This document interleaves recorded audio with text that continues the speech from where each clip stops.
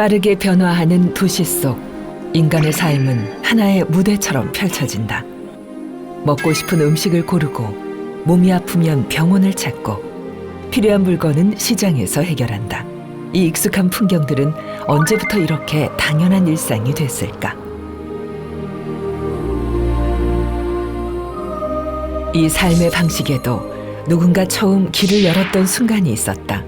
몸을 고치는 지혜와 곡식을 키우는 기술, 필요한 것을 나누는 질서. 이 질서가 어디에서 어떻게 시작됐는지를 따라가다 보면 한 인물이 자연스레 모습을 드러낸다. 사람들은 그를 염제신농이라 불렀다.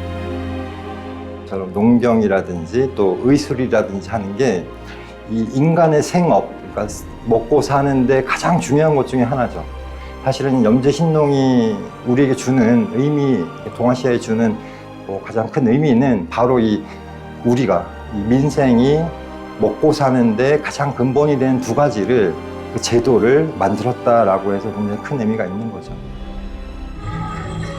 사람이 살아가기 위해 가장 먼저 구축한 길. 우리가 잊고 지냈던 인류 생활 문화의 출발점.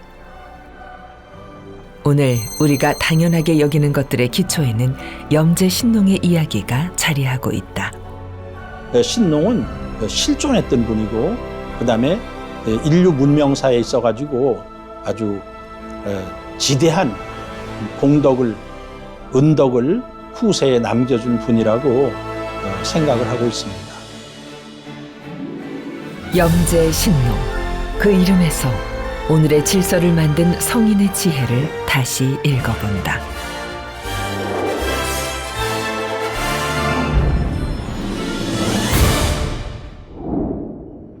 중국 호북성 서쪽에 위치한 신농 가림구. 이곳은 염제신농의 전설이 전해지는 곳이다.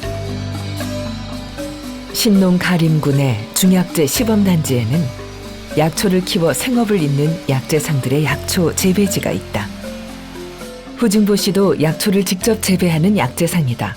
타종부터 수확까지 모든 과정을 직접 관리한다. 你看这个籽，用这种籽 비가 와도 해가 되는 환경 덕에 이곳 약초는 약방에서도 귀하게 쓰인다. 这是黄连，就是这个是泻火的，泻火的。驱火。哦，当归一种有，这个当归，哎，对对对，好多种啊。那过去应该是20-30种吧。 약재상이 안내한 곳은 수확한 약초를 관리하는 실내 작업장. 겉으로는 단순해 보이지만 약초는 건조 방식 하나에도 그 효능이 달라진다. 黄贝皮，它是驱火清热解毒啊。你像一般的西药里面，这是与止咳呀、消炎呐、都要用它。这个本来是个烘干房，它是这样的，它是让你加火，用机器用烘力循环，就在这里烤干了，是这样的。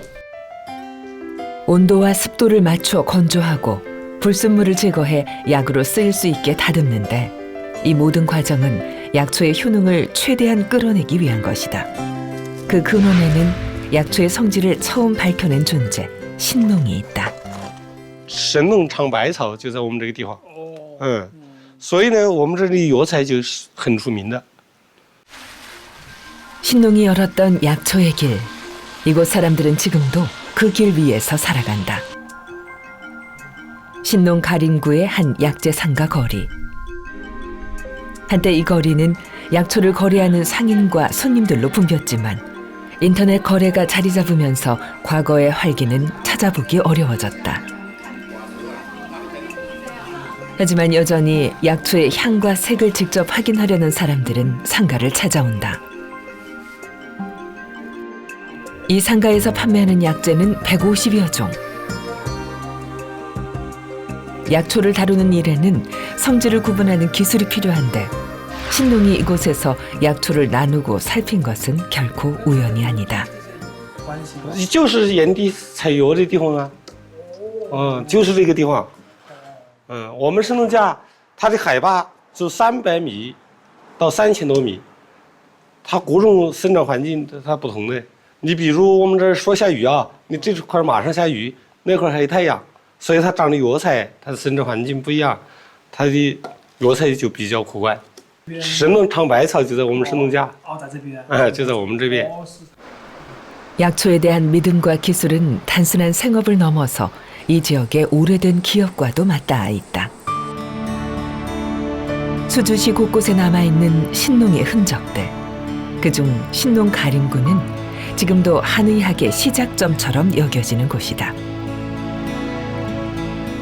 이 일대의 산들은 예로부터 약이 태어난 산이라 불리며 사람들이 신농의 흔적을 찾기 위해 찾아오던 장소였다. 넓은 광장을 중심으로 신농과 관련된 상징들이 배치돼 있는데 사람들은 이곳을 지나며 자연스럽게 신농이라는 이름을 마주하게 된다.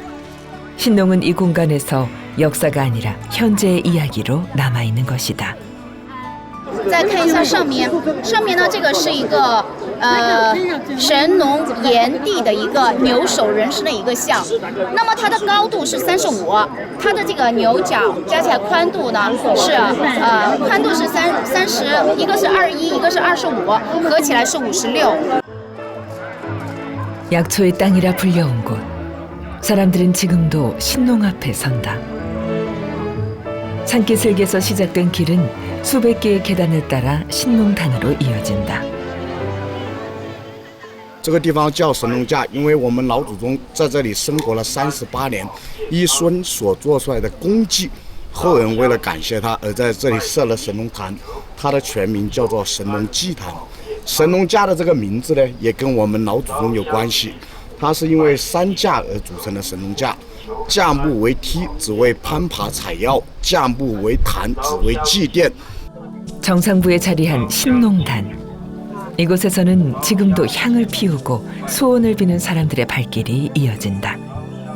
신농이 남겼다고 전해지는 약초의 지혜는 이 지역 사람들에게 단순한 전설을 넘어 삶의 기원과도 같은 의미다. 我娶妇的全家福。全家福。你是从哪里过来的？我是从江苏省常州过来的，然后今天是第1天游这个恩施神农架感觉这边的景色啊各方面特别好，特别棒，然后这边的人和食物都是最棒的。 누군가는 가족의 건강을, 누군가는 자신이 걸어온 길의 안녕을 빈다. 치료와 치유의 기원을 담은 신농의 이미지는 이런 일상적 의례 속에서 지금도 살아있는 것이다.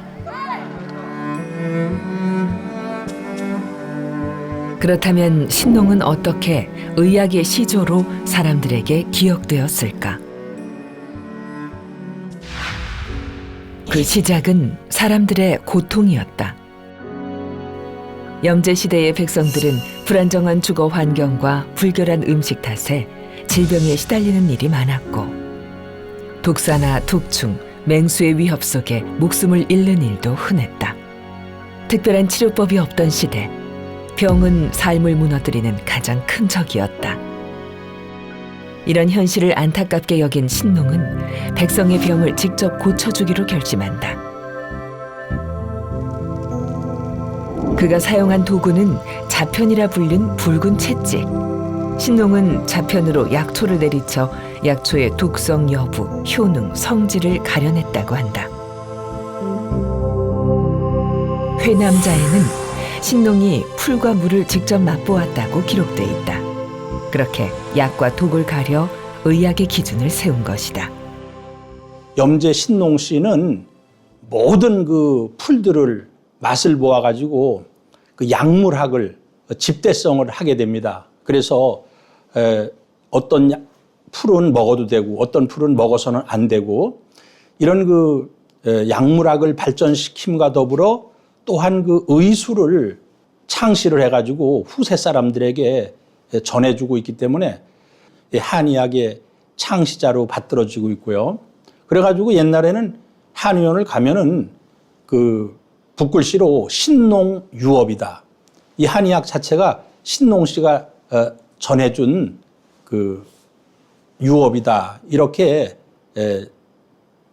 글을 써서 붙여놓기도 했었습니다.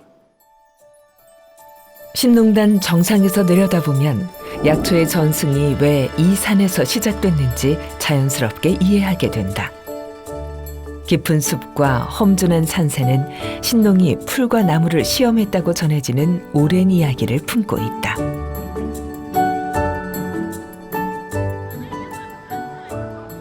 지금도 신농 가림구 곳곳에는 황련, 당귀, 황기 같은 다양한 약초들이 자생하고 있다. 이 약초들은 신농의 의약이 추상에 그치지 않았음을 말해준다.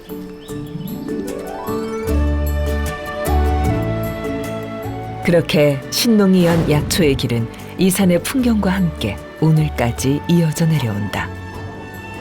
신농의 약초 이야기가 남아있는 또 다른 장소로 향했다. 사람의 시선이 쉽게 닿지 않는 절벽 한가운데 자리한 신농 채약동.